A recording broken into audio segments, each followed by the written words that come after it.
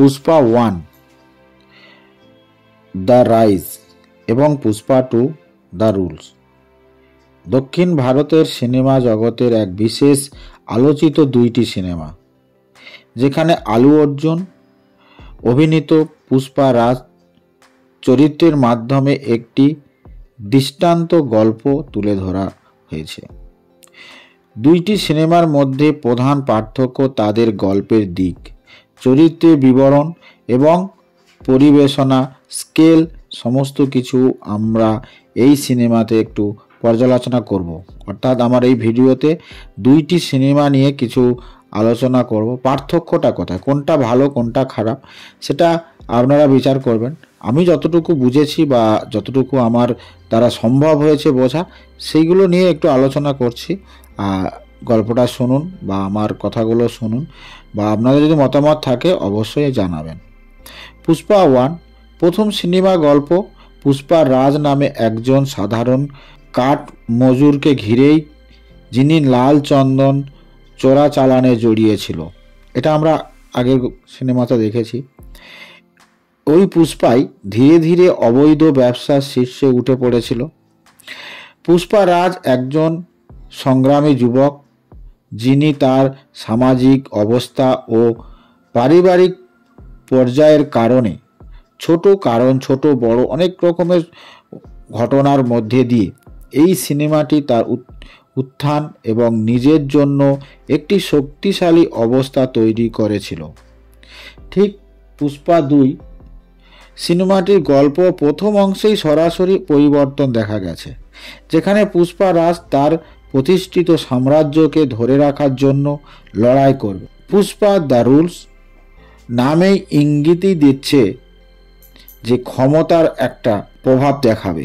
পুষ্পা 1-এ ঠিক তেমনইভাবে আমরা দেখেছি যে পুষ্পাকে একজন সাধারণ মানুষ হিসাবে দেখানো হয়েছে, যিনি নিজের পরিচয় এবং মর্যাদা অর্জনের জন্য সংগ্রাম করেন।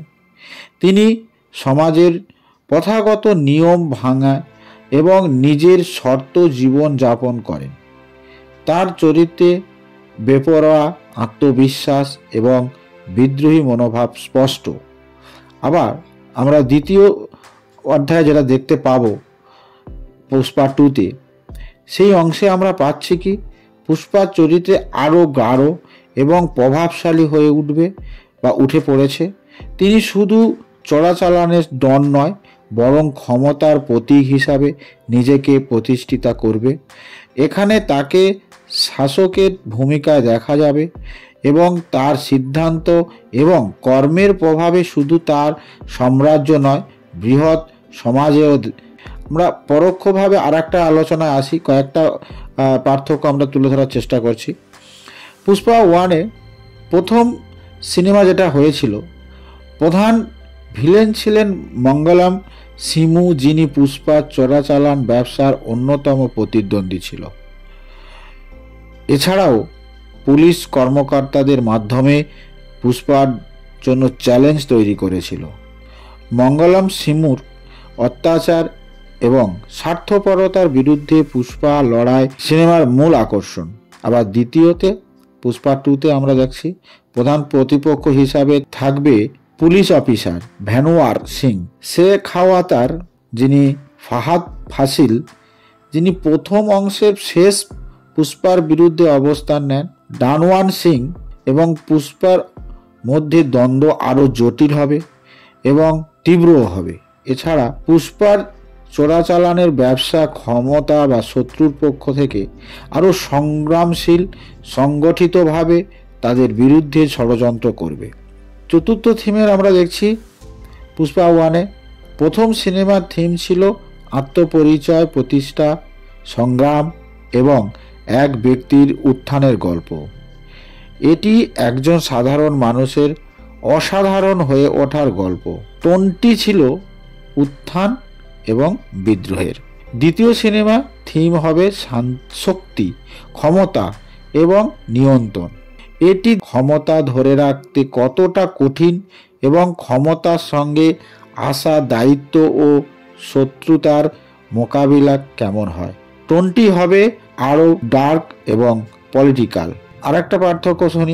প্রথম সিনেমাটি গ্রামীণ এলাকার লাল চন্দনে চড়াক চালানের কার্যকলাপ এবং এর জন্য পুষ্পার লড়াই চরিত্রটা আমরা দেখেছি, অ্যাকশন দৃশ্যগুলোও দেখেছি, বাস্তব ধর্মীয় দেখেছি এবং কাঁচা শক্তিকেও দেখেছি। দ্বিতীয় সিনেমায় আরও বড় এবং উচ্চমানের অ্যাকশন দেখব।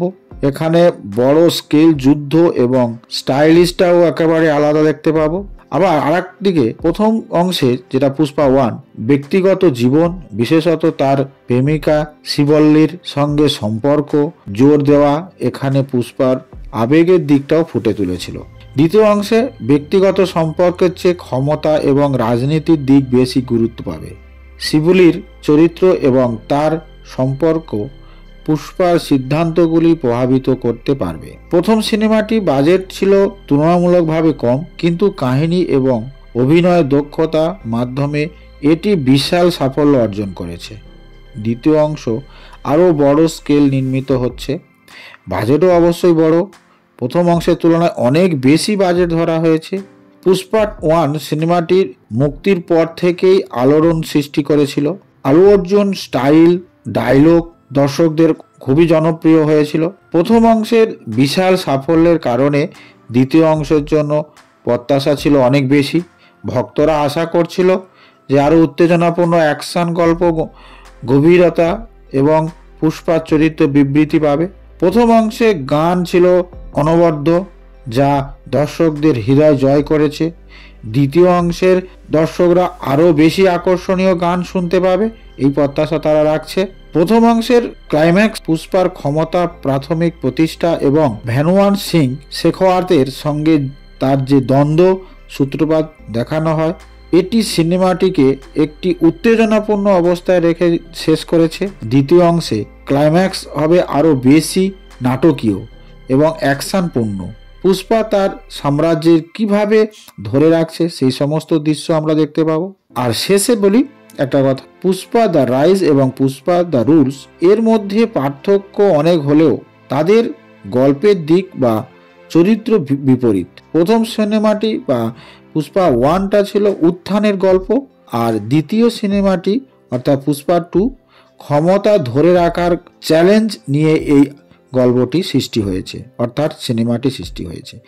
দুইটি সিনেমা একসঙ্গে পুষ্পার এই পূর্ণাঙ্গ গল্প তুলে ধরার চেষ্টা করেছে, যা দর্শকদের জন্য এটি অসাধারণ অভিজ্ঞতা হয়ে উঠবে। আমার যতটুকু আমি কালেকশন করতে পেরেছি বা যতটুকু আমার যা মনে হয়েছে সেগুলো আপনাদের সামনে তুলে ধরেছি। যেহেতু সিনেমাটি সবে রিলিজ হয়েছে 5ই ডিসেম্বর, সিনেমাটির পরেই আমি এইটা ভিডিওটা বানাচ্ছি। আমার চোখে যতটা ধরা পড়েছে ততটাই আমি বলার চেষ্টা করলাম। যদি এছাড়া নতুন কোনো পার্থক্য আসে অবশ্যই আপনারা আমাদেরকে জানাবেন। আবারও ভিডিও করতে চাই যে আপনাদের কমেন্টের মধ্যে দিয়ে, তাহলে আমি আরও এর পার্থক্যগুলো তুলে ধরার চেষ্টা করব। এর চরিত্র কোনটা ভুল কোনটা ঠিক আরও তুলে ধরার চেষ্টা করব। ততক্ষণে সবাই ভালো থাকবেন, সুস্থ থাকবেন। যারা এখনও পর্যন্ত পুষ্পা 2 এখনও দেখে উঠতে পারেননি, হলে আসুন, সিনেমা দেখুন আর এনজয় করুন।